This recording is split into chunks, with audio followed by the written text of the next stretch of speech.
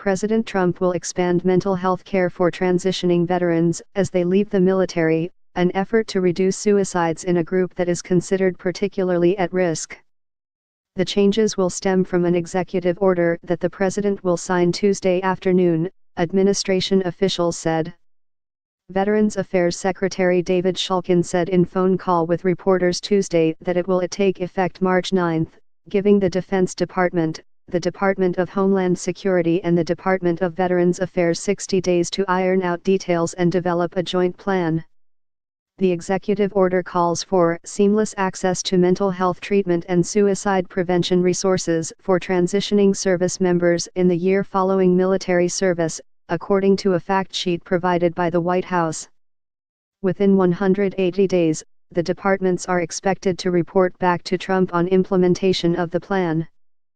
Shulkin said he has identified suicide among veterans as his top clinical priority, and determined that people who have left the military within a year are between 1.5 to 2 times as likely to commit suicide as any other age group. The federal government estimates that about 20 veterans per day commit suicide. That is just an unacceptable number, and we are focused on doing everything we can to prevent these veterans' suicides, Shulkin said. Many details about the program, first reported Tuesday morning by Military Times, are not yet clear. Shulkin said there are about 265,000 service members who transition out of the military each year, and the cost of providing each of them extended mental health coverage will be in the magnitude of $200 million per year coming out of the Defense Department and VA budgets. But he said it will be paid for with existing money. One change expected is that a Defense Department program known as Military OneSource will be expanded to include services for a full year after a service member leaves the military, rather than 180 days, said one U.S. official, speaking on the condition of anonymity in order to discuss the details ahead of Trump's announcement.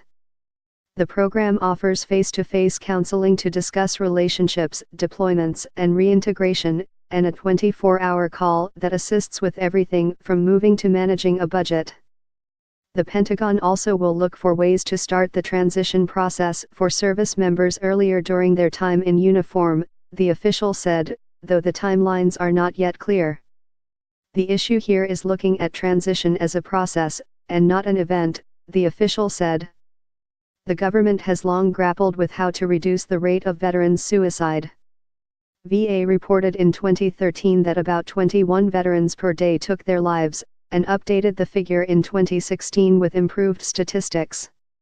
A VA study released in 2016 said that the risk of suicide was 19% among male veterans when compared to male civilians, and 2.5 times higher among female veterans than among civilian women.